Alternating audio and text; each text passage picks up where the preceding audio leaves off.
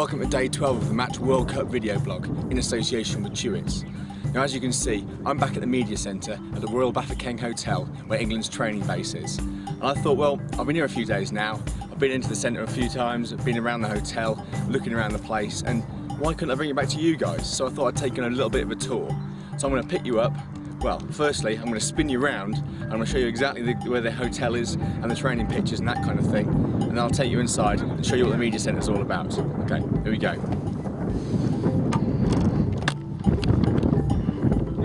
Okay, this here is the Royal Bafokeng itself.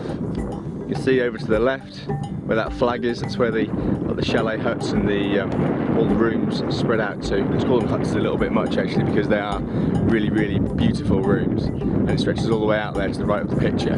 Now in front you can see that there's the training pitches, they're all being watered at the moment, but there's also more exclusive and more secret pitches, it's fair to say, out behind. And there's a golf course as well. The facilities here are fantastic. The security hut there, and the guys on the road here, all secure, looking out, making sure that there's no problems, all the security there and the checkpoints. When you come in, there's loads of security as well. They have to be very careful because nobody wants to get close to the England team. So I'm going to walk you in now. There we go. So if you look down over to the left, where that little tent is, that's where the little security tent is for the media. Over behind it, there's some tennis courts, like a nice England flag there. And now we're heading in at top pace to the centre itself. Okay.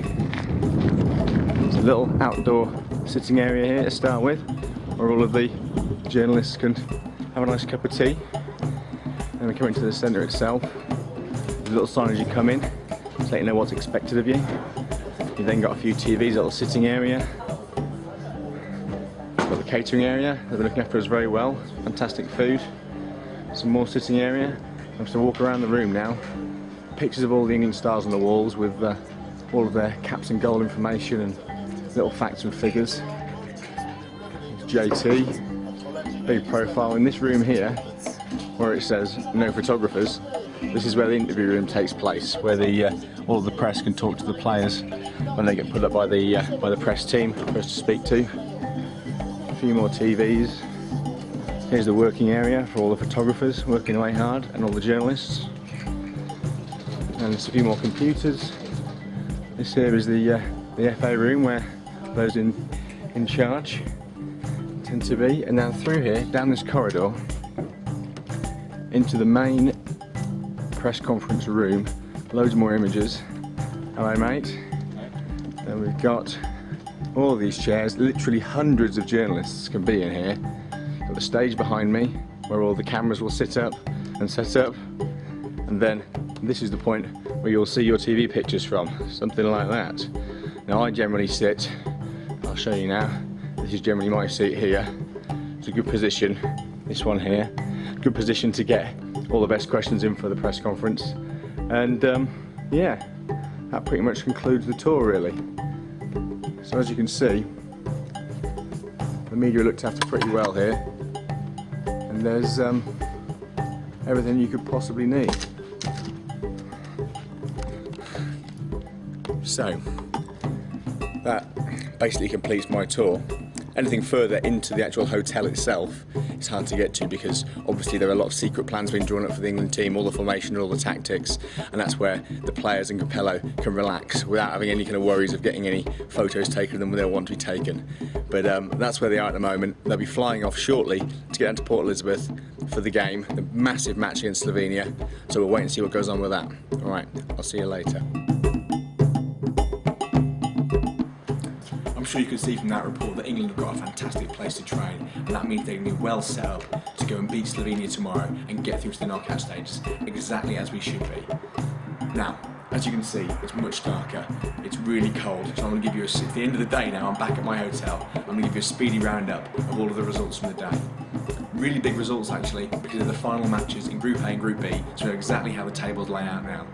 In Group A, big games, France won, South Africa 2. A bit of a surprise, France had Gorkov sent off, which looked a little bit tough, but that means that France have finished bottom of their group and South Africa have just narrowly missed out on goal difference from going through. The two teams that have gone through are Uruguay, who finished top, Forlan and co into the next round as group winners, and of course second place Mexico, but they just narrowly edged out today.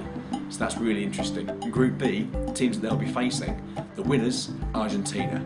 They've won again, 2-0 against Greece, so they've finished top of the group, and they're looking really, really strong. 100% record so far. And the other match, really tasty game, Nigeria against South Korea, and it was important who won this because that would really decide things.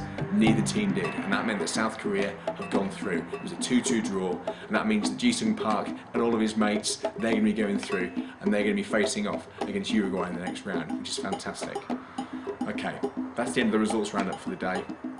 The big thing now is to look forward to tomorrow.